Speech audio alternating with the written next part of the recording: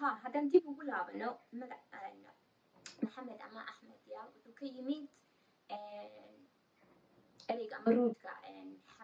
حمدي حماد you know marka la micnaynayo carabi ahaan ingiriisi wuxuu ku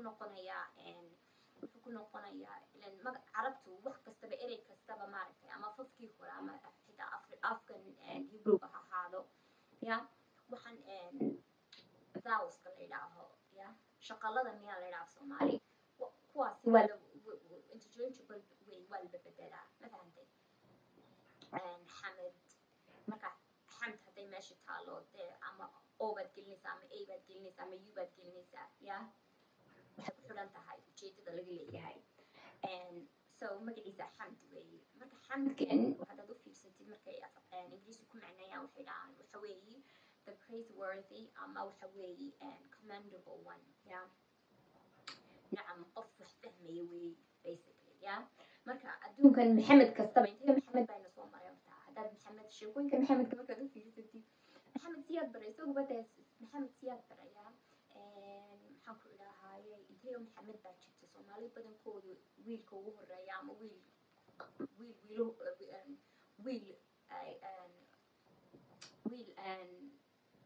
ay dhaleen at least one of them inay maxamed u bixiyaan bay jecel yihiin maogtahay ya so maxamedku halkaas uu ka yimid laakiin ma aha maxamedayaashan oo dhan inuu nin saas oo keligii jiray yahay waxaan waa age baa laga hadlayaa magacyo badan taariikhda Soomaalida soo marayna maxamedyo badan baa soo maray maxfuus haddaad dib ugu laabatid waxa weeye adal empire-kii maxfuus ama maxamed waad ku arkaysaa maxamedkii khayrka qabay ee ugu dambeeyey runta haddaad isku sheegtiin waa maxamed siyaad barre soo ma aha 22 sanood buu wadan iyo dad waalan ya uu isku hayay dadka qaarkood waxay odhanayaan yaa 10kii ugu horreeyay wiil baa yimid horta 10kii dadku say leeyihiin buu yidhi 10kii ugu horreeyay sano dee wuu fiicnaa wuxuu xumaaday ama dee xukunkiisii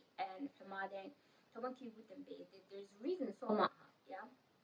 markii 10kii ugu horreysay dadkaa la shaqaynaya 10kii ugu dambeysayna waa la diidaya soo maaha marka sheekada nebiga haddaad dib ugu laabatid isba saasoo kale uu soo maray soo maaha runta haddii la isku sheego ya ilaa waxaan oo dhan waxa weeye inaad tusaalayaal weeye ya examples ya 10kii sano ugu horreeyay marka joogay yaa caadiga dadka ugu yeedhi jiray waxbuu u sheegi jiray badaan 10kii ugu dambeeyay Madiina ya budku bilaabay budku soo qaaday saas ma fahanteen ya marka adduunka iska saacsan laba dhinaca ileen alfa baa lagu jiraa alfabetkaa lagu jiraa duality waxa la yidhaaho baa lagu jiraa ma fahanteen yes so wuxuu ku yidhi akhri buu ku yidhi Jibriil markay macnaynayaan siduu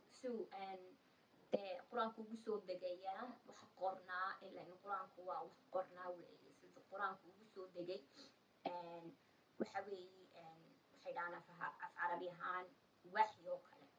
waxyi ama waxa weeye waxa marka waxa inspiration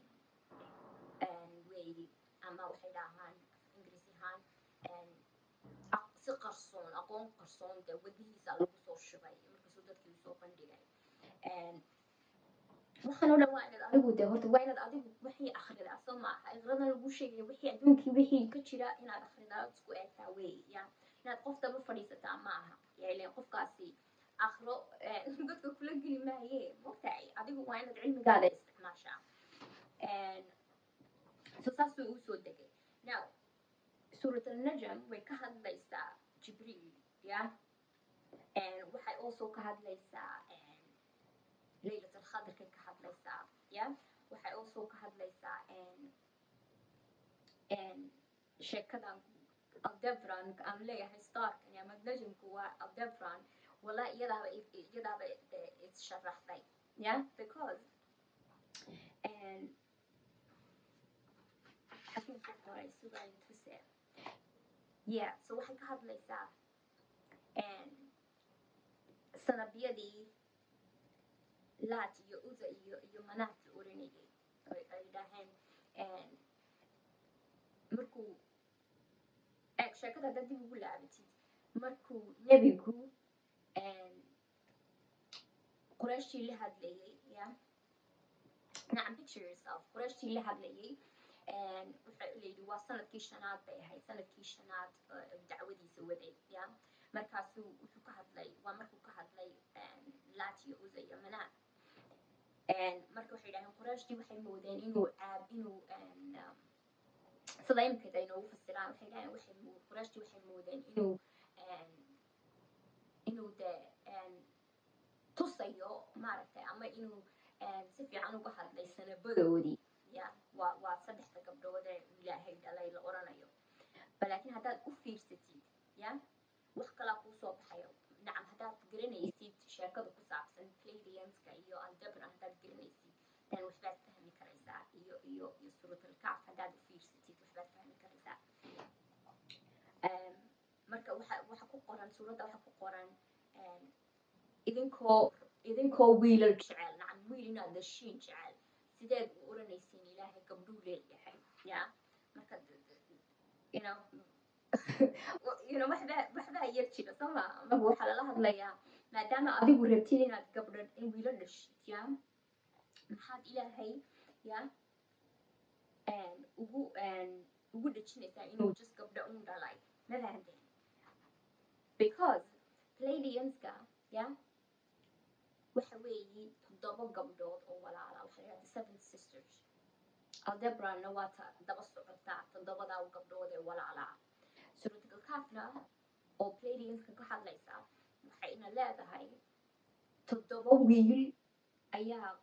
cave ama buur hoosteed ku jiray iyo aygoodii ya iyo aygoodii marka halkaas suuratalkaaf waxay ku leeyahay waa 7 wiil iyo aygoodii bay ahaayeen laakiin Aldebran iyo walaalaheed waa 7 gabdhood iyo Aldebran ma fahanteen marka sheekada qur-aanka sheegaysa leedahay maxaad gabdho ilaahay ugu dhejinaysaan idinkuba haddaad wiila rabtiin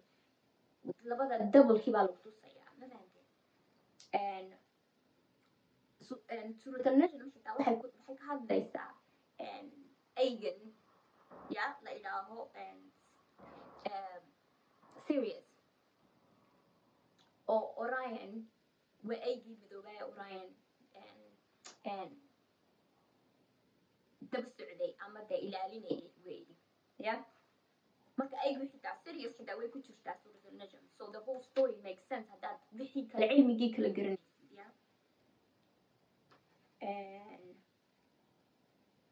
markuu information kan maaragtay markuu suuraddani soo degtay weeye markii xitaa migrationkii ugu horreeyey ee qurayshtu ay Abyssinia tegaysay ay Abyssinia tegeen oo markay messagekani soo degay bay moodeen in